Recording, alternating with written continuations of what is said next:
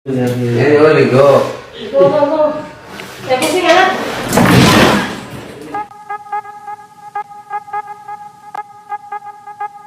Halo CS-CS-ku, bertemu lagi dengan manusia Madasudi Easy Film. Baiklah, berikut ini gua akan meringkas sejarah terbentuknya legenda band bernama Quest Plus.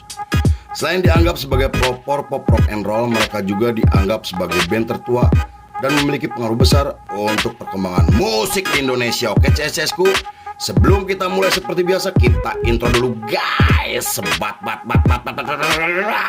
Pernahkah kita mencari manusia, membotakkan mata, mengosongkan jiwa, sayang kesunyian, tak lagi kau dengar. Inilah saat yang kau melihatnya. Ikutlah bersamaku, berjalan bersamaku, dengan apa yang membara, dengan asap bermakna. Marilah harapan jadi kenyataan, marilah harapan jadi kenyataan.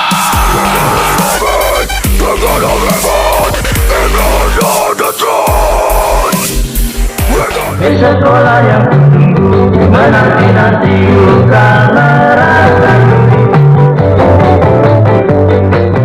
Scene dibuka oleh seorang pria bernama Kustono bin Kuswoyo atau yang lebih dikenal sebagai Tony Kuswoyo.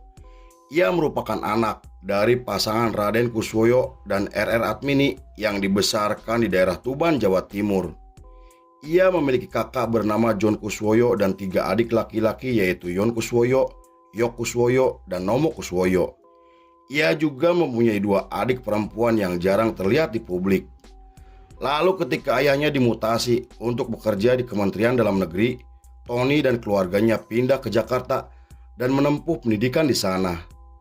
Tony mulai menyukai musik setelah mendengarkan lagu barat yang sering diputarkan oleh sang ayah. Bahkan ketika Tony masuk ke bangku SMA, ia semakin tertarik dengan dunia musik hingga menjadi gitaris di band sekolahnya bernama Gitar Remaja. Pada tahun 1958, Tony bersama 2 temannya membentuk band bernama Kus and Bros.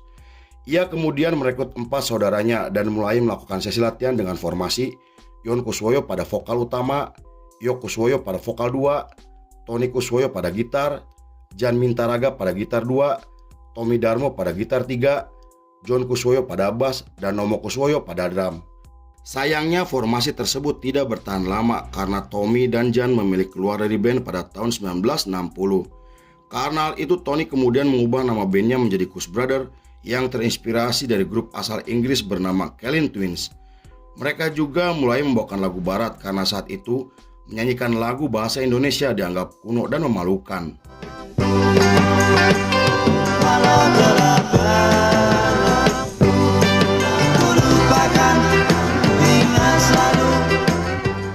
Pada tahun 1962, Tony merekam 2 lagu ciptaannya yang diproduksi dengan menggunakan alat seadanya. Tak disangka lagu tersebut menarik perhatian pemilik label bernama Sujoro Karsono atau yang lebih dikenal sebagai Mas Yos. Bahkan seorang maestro musik jazz bernama Jack Lesmana sampai memuji lagu mereka yang dianggap luar biasa. Setelah mendapatkan kontrak untuk merekam album pertamanya, Tony akhirnya mengganti nama bandnya menjadi Kus Bersaudara agar tidak terdengar kebarat-baratan. Hal itu ia lakukan karena di periode tersebut rejim Soekarno dikenal menganut paham anti-barat dan anti-kapitalisme. Pada tahun 1963, album pertama mereka akhirnya resmi dirilis dalam bentuk piringan hitam. Selain dianggap sukses secara komersial, lagu mereka juga menyebar ke seluruh Indonesia setelah diputar oleh Radio Republik Indonesia. Saat itu lagu mereka sampai menggeser ketenaran Alfian dan Rahmat Kartolo yang mendominasi musik Indonesia selama bertahun-tahun.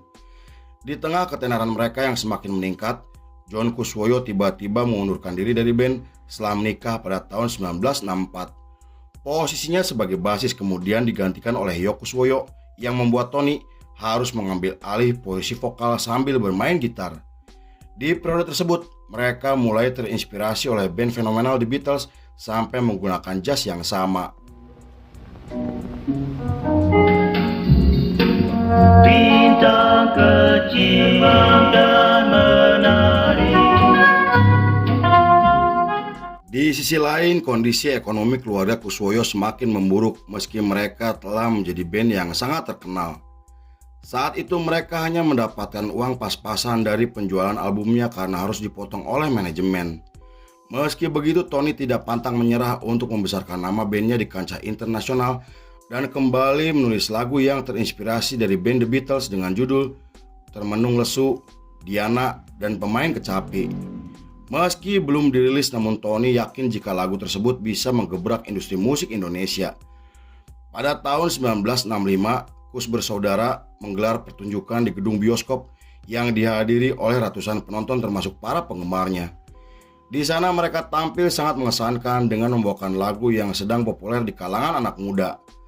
Tapi ketika mereka akan membawakan lagu kelimanya, para penonton memintanya untuk menyanyikan lagu barat yang saat itu dilarang oleh pemerintahan. Atas desakan dari para penggemarnya, mereka akhirnya membawakan lagu milik The Beatles, Elvis Presley, dan The Rolling Stones yang membuat mereka mulai diawasi oleh pemerintahan karena dianggap telah melanggar undang-undang yang melarang musik barat dibawakan di Indonesia.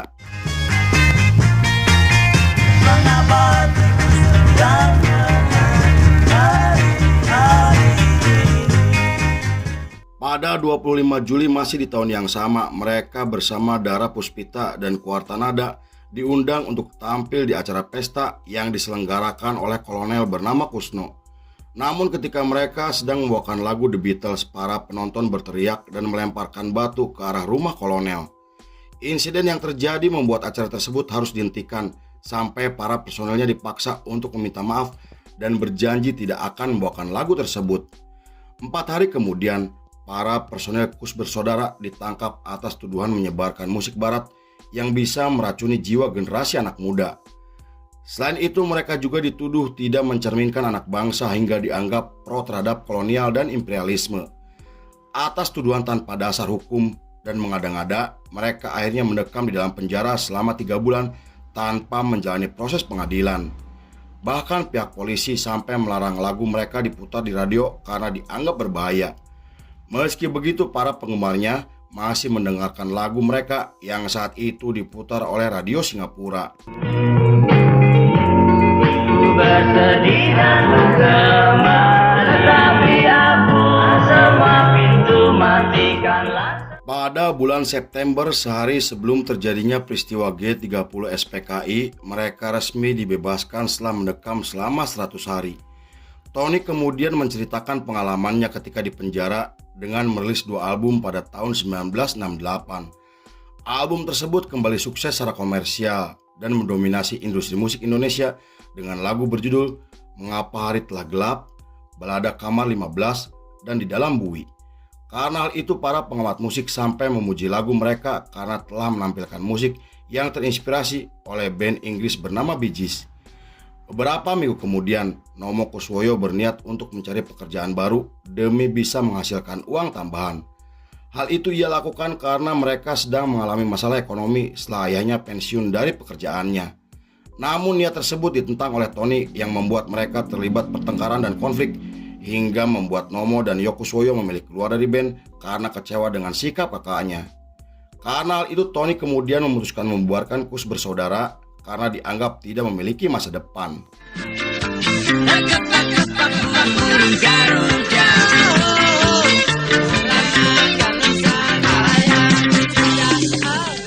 Pada tahun 1969, Tony bersama Yon Kuswoyo adiknya mendirikan band baru dengan merekrut 2 temannya bernama Muri dan Totok AR.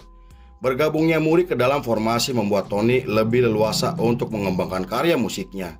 Mereka juga mulai mengubah penampilannya seperti Led Zeppelin hingga menggondrongkan rambutnya yang terinspirasi dari Jimmy Page. Bahkan setelah Tony mengganti nama bandnya menjadi Kus Plus, mereka merilis album pertamanya. Walaupun sempat diremehkan, namun album tersebut berhasil sukses secara komersial yang membuat nama mereka semakin populer di kalangan anak muda. Sayangnya formasi tersebut tidak bertahan lama karena pada tahun 1970 Totok mengundurkan diri dari band karena masalah pribadi. Posisinya sebagai basis digantikan oleh Kuswoyo setelah Tony membujuk Yok kembali ke dalam formasi. Dengan formasi tersebut, mereka muncul di acara Jambore Band yang digelar pada tahun 1972. Di sana mereka tampil membawakan lagu bahasa Indonesia di saat band lain menyanyikan lagu berbahasa Inggris. Hal itu membuat ketenaran Kus Plus semakin meningkat hingga merajai industri musik Indonesia. Di periode tersebut, musik barat sudah tidak dianggap haram oleh pemerintahan sejak Soeharto terpilih sebagai Presiden Indonesia. Meski begitu, mereka harus tetap waspada karena rejim Soeharto telah memangkas kebebasan para musisi dalam bermusik. Saat itu pemerintahan tidak segan memenjarakan para musisi jika membuat lagu yang provokatif atau mengkritik Presiden Soeharto.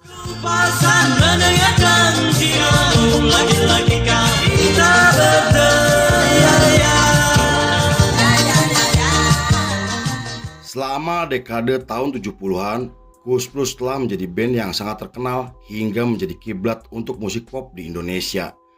Mereka juga menjadi bintang iklan untuk beberapa produk seperti minuman ringan, mobil kijang Toyota, dan sampul buku tulis. Bahkan mereka telah merilis beberapa album yang menampilkan berbagai genre seperti dangdut, Melayu, keroncong, rock, dan masih banyak lagi. Dengan kesuksesan besar yang luar biasa, para kritikus musik sampai menyebut mereka sebagai band Indonesia terbesar sepanjang masa. Namun pada tahun 1977, ketenaran Koes Plus mulai menurun setelah muncul band baru dengan membawakan musik yang lebih fresh. Tony bersama 4 adiknya kemudian membangkitkan kembali Koes Bersaudara setelah bubar selama bertahun-tahun. Tetapi usaha Tony tidak begitu berhasil walaupun pertunjukan mereka masih dihadiri oleh sebagian penggemarnya. Tony juga sempat mereformasi Koes Plus bersama Muri hingga merilis 2 album pada tahun 1983 dan pada tahun 1984. Pada tahun 1986, Koes Bersaudara akhirnya bersatu kembali untuk menggelar pertunjukan di Jakarta. Mereka juga merilis lagu baru di tahun 1987 dengan menampilkan satu lagu yang sangat terkenal berjudul Kau Datang Lagi. Tetapi di saat ketenaran mereka semakin meningkat, Tony Kuswoyo dilarikan ke rumah sakit karena mengalami serangan jantung. Meski kondisinya sempat membaik, namun Tony dinyatakan meninggal dunia setelah merilis album terbarunya berjudul Dia Permata Hatiku.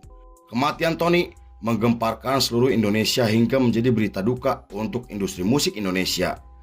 Selain itu, para musisi mengucapkan bela sungkawa untuk menghormati mendiang Tony yang telah dianggap sebagai musisi legendaris Indonesia.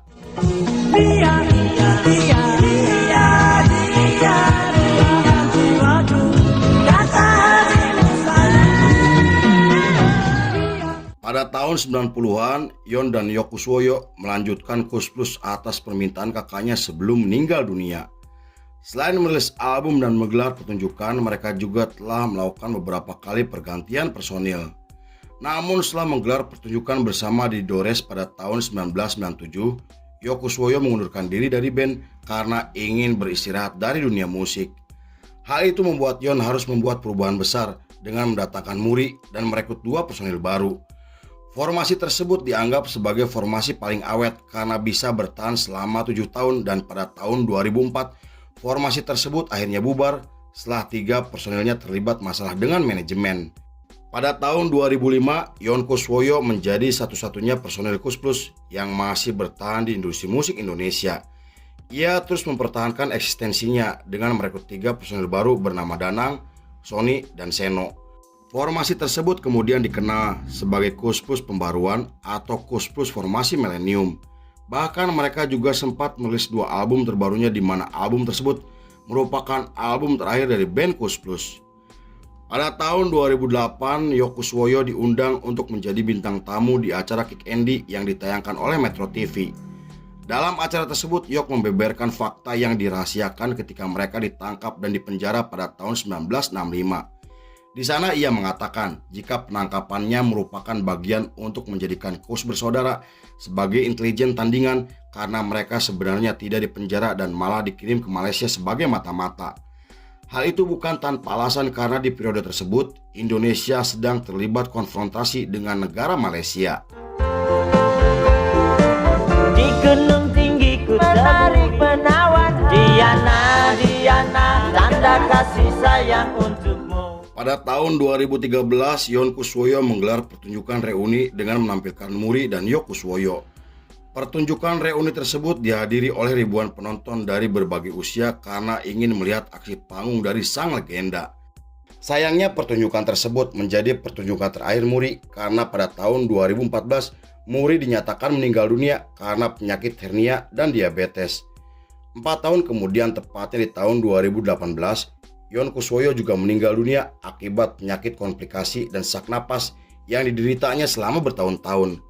Kepergian Yon menjadikan Yok Kuswoyo sebagai satu-satunya personil Koes Plus yang masih hidup sampai saat ini. Hal itu membuat eksistensi Koes Plus akhirnya benar-benar berakhir karena Yok Kuswoyo memilih menjauh dari industri musik yang telah membesarkan namanya. Terlepas dari berakhirnya kejayaan band tersebut, namun Koes Plus telah diakui sebagai band yang telah memiliki pengaruh besar untuk perkembangan musik Indonesia dan mereka dianggap sebagai pelopor untuk musik pop, rock and roll hingga menjadi band paling produktif sepanjang masa. Selain itu mereka juga disebut sebagai band tertua di Indonesia dengan karyanya yang telah diakui oleh dunia. Lalu film pun selesai. Orang yang mati senang punya uang.